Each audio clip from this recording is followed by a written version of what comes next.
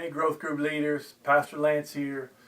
First I just want to again thank you guys for taking your time to lead one of our growth groups this semester. It means so much to me and so much to our pastoral team. Been hearing great reports about how growth groups are doing. I just want to encourage you today that continue to be faithful with your group. Continue to pray for your group. If your numbers have not been the way you want them to be, don't get discouraged about that. Understand that you are an extension of our pastoral team. And here at Bethel, the primary way that we make disciples is through our growth groups. Our growth groups play a huge role when it comes to our discipleship process of engage, establish, equip, and empower.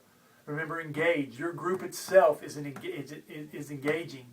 That means that on Sunday morning, whether you're here at church, you meet somebody, take that opportunity. Find out if they're in a growth group. If they're not, invite them to your group.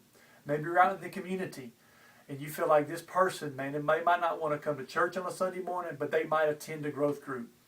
Invite them to your growth group. Allow your group to be engaging. Encourage other people in your group to engage others and begin to invite them to your group.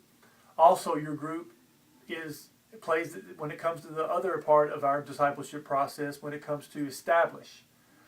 Here at Bethel, we exist to help you become a passionate follower of Jesus. And we understand the importance of laying spiritual, biblical foundations in the life of people. Not only see them respond to the gospel, but also seeing their life built on the foundation, which is the rock of Jesus Christ. And from there, other things are added with that foundation. For instance, understanding of lordship, an understanding of godly sorrow, an understanding of repentance, of reading their Bible, of prayer, the importance of being added to a local church. And that's why in your group you constantly want to push the importance of this purple book, laying biblical, spiritual foundations in their life. And I encourage you, continue to push this purple book in your group, because there's probably a lot of people in your group that have not gone through this book. Encourage them to take the next step, begin to do this on their own. Also, as group leaders, we're always checking foundations. When you see problems in people's lives, whether it's in their marriage, with their children, in their finances, in a relationship, it all goes back to there is a crack in their foundations, in their foundation. And so we always, as group leaders, have to be checking those. The next part of our discipleship process is to equip. As a group leader, you're not just leading a group, you're not just making disciples, but another one of your goals is that you want to see these disciples begin to make disciples. And that comes by you beginning to equip them with the necessary tools to be able to go and do what you're doing with them. And a great way to do that is give them ownership in the group. Have them do things like lead a section of your small group, make announcements in your small group, send emails to your small group. Whatever it is, give them an opportunity in that growth group to begin to step out and lead, because that is going to equip them to go make disciples. And so I encourage you, begin to think about who in my group can take this next step and to lead one of our growth groups next semester. It's not, again, they don't have to be perfect. They might not understand the Bible the way you do, but again, they have the ability. You see the graces on their life to be able to lead a group. Begin to pull them alongside and begin to use them in your group. The last key of our discipleship process is empower. Here at Bethel Community Church, you have been empowered by God and also this local church to make disciples.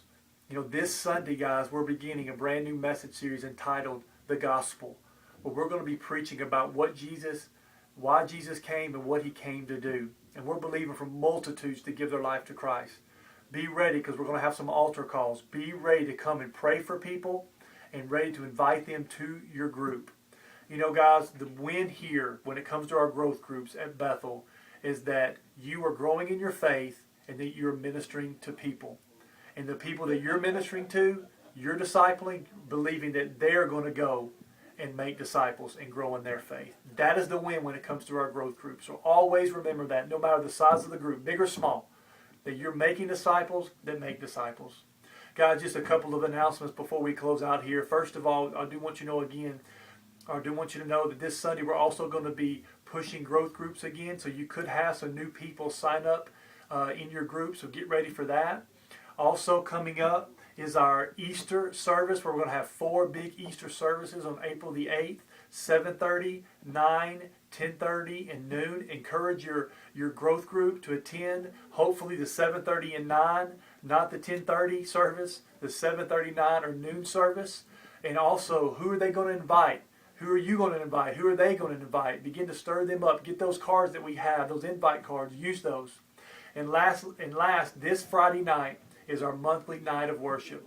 Guys, I cannot tell you how important it is. I hope you guys can come, because this is such a great time that we can come together as leaders and we can pray and we can lift Jesus up in our city.